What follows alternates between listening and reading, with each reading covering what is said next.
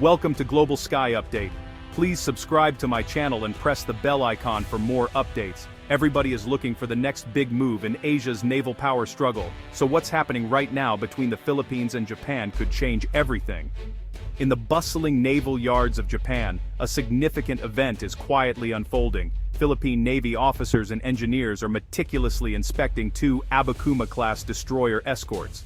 This moment, though understated, carries immense weight for both nations and the broader region. For the Philippines, this isn't just a routine check. It's a rare opportunity to acquire proven warships that could reshape our fleet and significantly strengthen our position in the contested waters of the South China Sea. These ships represent not only advanced technology but also a potential leap in our maritime capabilities. The visit, confirmed by official reports and highlighted in recent press briefings, signals a major step in Manila's ongoing quest for a credible and modern defense posture. It's a move watched closely by regional observers and defense analysts alike. Our mission is clear: determine if these well-maintained, though aging ships can truly serve the Philippine Navy's evolving needs.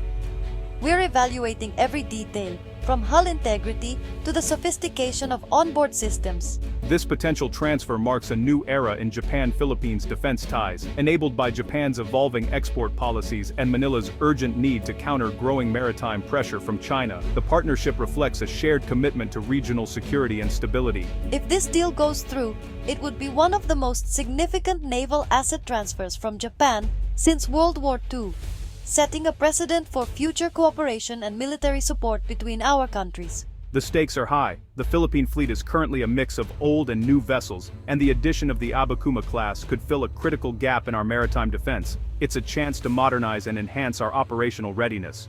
We're looking beyond fresh paint, assessing engines, weapons, and structural integrity to see if these ships can be upgraded for modern warfare. Every component is scrutinized to ensure it meets the demands of today's naval challenges. The decision isn't simple. Can the Philippines afford to operate, maintain, and modernize these ships over the long term? That's what the inspection team is here to find out, weighing costs against strategic benefits. Our findings will shape the future of the Philippine Navy, influencing not just this acquisition, but our broader modernization plans. Today's inspection could redefine Manila's maritime strategy for years to come, impacting how we defend our territorial waters and project our presence in the region. We're not just evaluating ships. We're weighing the future of our national security, our ability to protect our people, and our role in regional peace.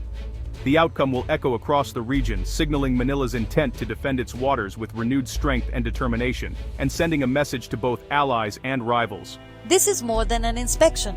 It's a turning point, a moment that could define the next chapter of our naval history. The Philippine Navy stands at the threshold of a new era, ready to embrace the challenges and opportunities that lie ahead. To truly understand the Abukuma-Class, we need to look back to the tense final years of the Cold War, a period when Japan faced growing pressure to defend its maritime borders. The nation urgently needed affordable yet highly capable anti-submarine ships to counter the formidable Soviet Pacific Fleet lurking nearby. In the 1980s, Japan's primary mission was to secure vital sea lanes and contain the threat posed by Soviet submarines. The Abukuma-Class was purpose-built for this task: efficient, reliable, and specifically focused on coastal defense and escort duties. These destroyer escorts weren't designed for global power projection, but rather for hunting submarines and protecting merchant convoys, ensuring the safe passage of goods and resources. Outfitted with advanced sonar, torpedo tubes, and ASROC launchers, the Abukuma-Class represented state-of-the-art technology for their era, giving Japan a modern edge in anti-submarine warfare. 6 ships were constructed, entering service just as the Cold War drew to a close and the Soviet threat began to fade from the region.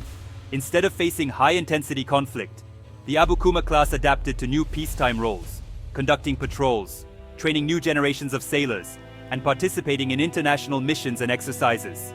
Their impressive endurance and mechanical reliability made them the workhorses of the fleet for over 3 decades, serving with distinction. As newer, more advanced ships entered service, the Abukuma-Class began to retire, opening the door for allies like the Philippines to consider giving these ships a new mission and purpose. These ships, originally built for a different era, now offer Manila a valuable opportunity to strengthen and modernize its own fleet. The Abukuma-Class stands ready for a second life in new waters, prepared to serve and protect once again. Their remarkable story is far from over, as they embark on a new chapter in maritime history. Our inspection was a deep technical dive. Naval architects, engineers, and weapons specialists scrutinized every detail, from the largest systems down to the smallest components. Every inch of the ship was under our watchful eyes, ensuring nothing was overlooked. After decades at sea, even the best ships show wear. Time and the harsh marine environment leave their mark on every vessel. The team used advanced tools to check hull integrity, scanning for hidden weaknesses that could compromise safety, and look for corrosion or fatigue, measuring every crack and patch of rust to assess the true condition of the steel. The propulsion system was a major focus, since it's the heart of any warship. We examined engines, gearboxes, and maintenance logs to ensure reliability, looking for signs of past issues and how well they were addressed. A warship that can't move is useless, so engine health was paramount. Without reliable propulsion, even the most advanced ship is just a floating target. Combat systems were next: radar, sonar, and weapons. These are the ship's eyes, ears, and fists. We assessed what still works, testing each system for accuracy and responsiveness, and what could be upgraded for modern threats. Technology evolves, and so must our defenses. The team considered if old systems could be replaced with open architecture tech, making future upgrades easier and more cost-effective, and if modern missiles or torpedoes could be integrated, boosting the ship's firepower and survivability. Habitability matters too. A ship is also a home for its crew, sometimes for months at a time. We checked wiring, plumbing, and living spaces, weighing the cost of refits for Filipino crews, and considering how to make life on board safer and more comfortable.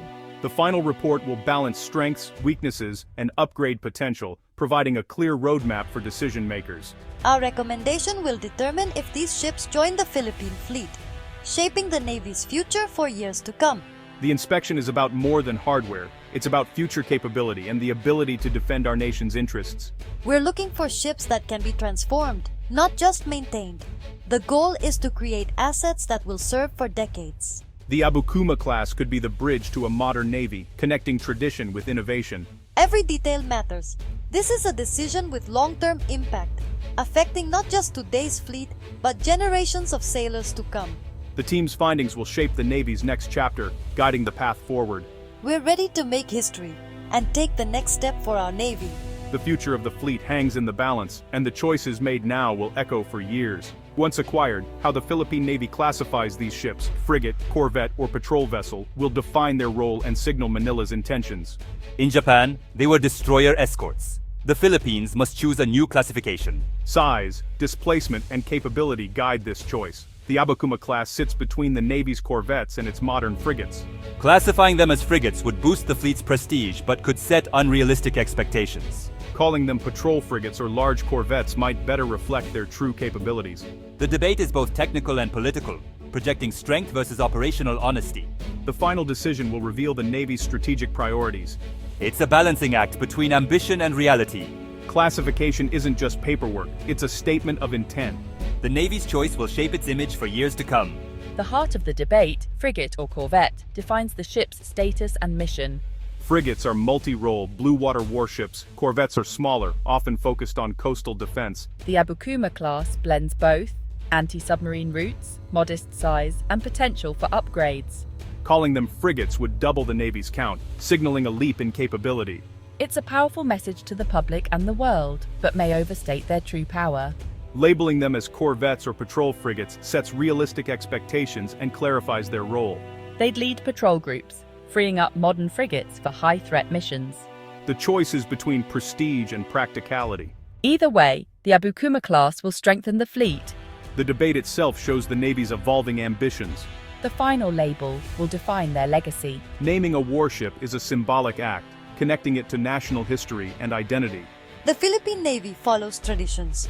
Major combatants are named after heroes, others after provinces or cities. The Abukuma-Class could be named after national heroes, places, or ideals, each choice carrying deep meaning. The new frigates are named after Jose Rizal and Antonio Luna, inspiring the crew with their legacy. Naming ships after places fosters regional pride and a sense of ownership. A ship named after a province connects sailors to their homeland. Names can also represent ideals, turning ships into symbols of national values. The naming decision will reflect how the Navy sees these vessels' role in the nation's story. The right name turns steel into a symbol. If classified as frigates, naming the ships after heroes like Andres Bonifacio or Apolinario Mabini would honor the nation's revolutionary spirit and intellect. These names would inspire crews, linking them to the country's fight for independence and smart leadership. Alternatively, if classified as patrol frigates or corvettes, naming them after places like Palawan or Benham Rise would assert sovereignty over key maritime territories. BRP Palawan would symbolize frontline defense in the West Philippine Sea. BRP Benham Rise would highlight the Navy's commitment to all maritime domains. These names turn ships into declarations of sovereignty. The choice will resonate with both crew and country. Naming is more than tradition, it's a statement of purpose. Acquiring the Abukuma-Class is more than adding ships, it's a strategic shift for the Philippine Navy. These vessels push the Navy from coastal defense into regional operations, expanding its reach in the South China Sea. They fill critical gaps, providing persistent presence and supporting high-end assets like the Jose Rizal class. Even with older tech, they offer credible patrol and escort capabilities. Their anti-submarine design is especially relevant as underwater threats grow in the Indo-Pacific. The Abukuma-Class will train a new generation in ASW, building skills for the future.